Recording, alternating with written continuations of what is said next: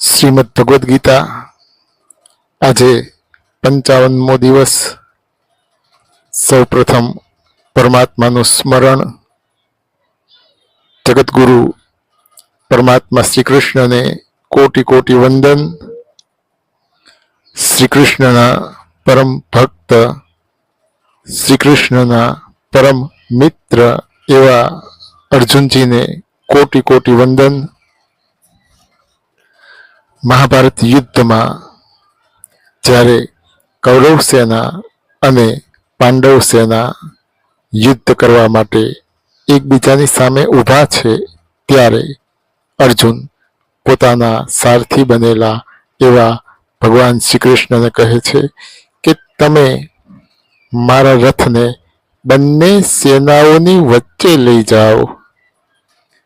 તમે મારા રથને બંને સેનાઓની વચ્ચે ઊભો રાખો, જેથી કરીને મારે કોની કોની સામે યુદ્ધ કરવાનું છે એ બધાને મારે જોવા છે.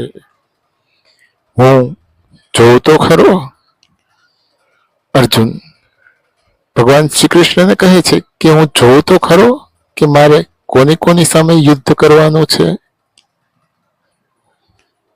અર્જુનની વાત સાંભળી ભગવાન શ્રી કૃષ્ણ રથને બંને સેનાઓની વચ્ચે લઈ જાય છે.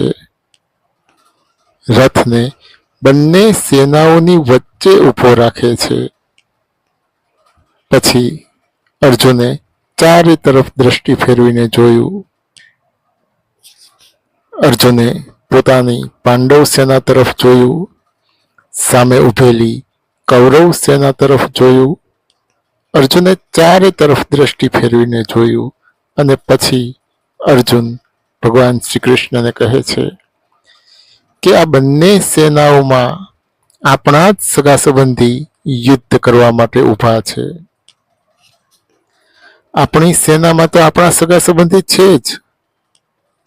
અર્જુન ભગવાન શ્રી કૃષ્ણને કહે છે કે આપણી સેનામાં તો આપણા સગા સંબંધી છે જ, પણ આપણે જેની સામે યુદ્ધ કરવાનું છે, આપણે જેની સામે લડવાનું છે, એ સામે ઊભેલી કૌરવ સેનામાં પણ આપણા જ સગા સંબંધી યુદ્ધ કરવા માટે ઊભા છે. આ જોઈને મારું શરીર ધ્રુજે છે. હાથમાંથી ધનુષ્ય બાણ નીચે પડી રહ્યા છે. મારામાં ઊભા રહેવાની પણ શક્તિ રહી નથી.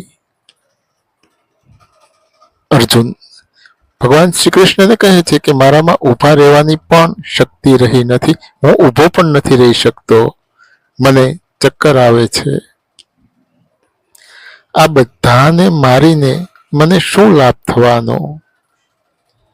અર્જુન ભગવાન શ્રી કૃષ્ણને કહે છે કે આ બધાને મારીને મને શું લાભ થવાનો?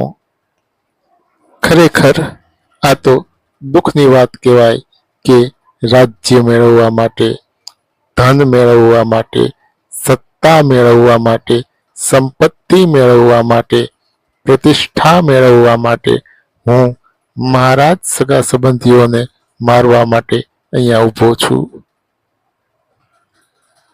મારે મારા સગા સંબંધીઓને નથી મારવા.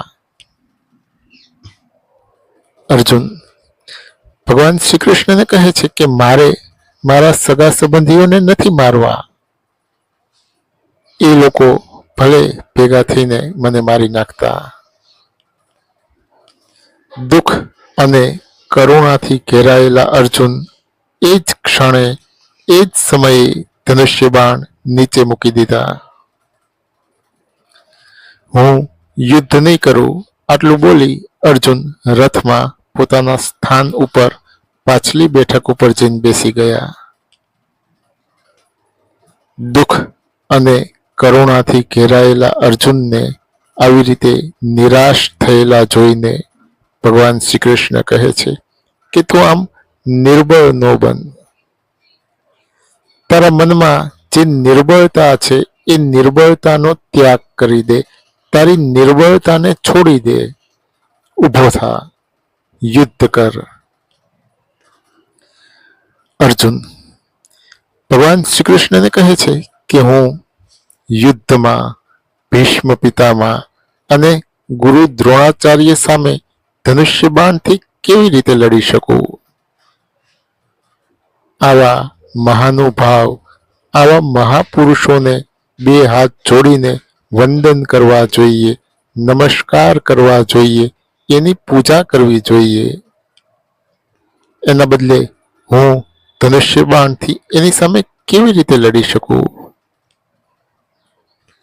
મારા વડીલો, મારા ગુરુ, મારા સગા સંબંધી આ બધાને મારીને પછી મને રાજ્ય મળે, આવું રાજ્ય મારે શું કામનું? અર્જુન ભગવાન શ્રી કૃષ્ણને કહે છે કે મારા વડીલો, મારા ગુરુ, મારા સગા સંબંધી આ બધાને મારીને પછી મને રાજ્ય મળે, આવું રાજ્ય મારે શું કામનું? નથી જોઈતું મારે રાજ્ય, હું યુદ્ધ નહીં કરું. અર્જુન ભગવાન શ્રી કૃષ્ણને કહે છે કે નથી જોઈતું મારે રાજ્ય, હું યુદ્ધ નહીં કરું. આ યુદ્ધ કરવાથી મારું કાંઈ કલ્યાણ નથી થવાનું. અર્જુન ભગવાન શ્રી કૃષ્ણને કહે છે કે આ યુદ્ધ કરવાથી મારું કાંઈ કલ્યાણ નથી થવાનું, એટલે મારું કંઈક કલ્યાણ થાય એવો કોઈ ઉપાય, એવો કોઈ માર્ગ તમે મને બતાવો.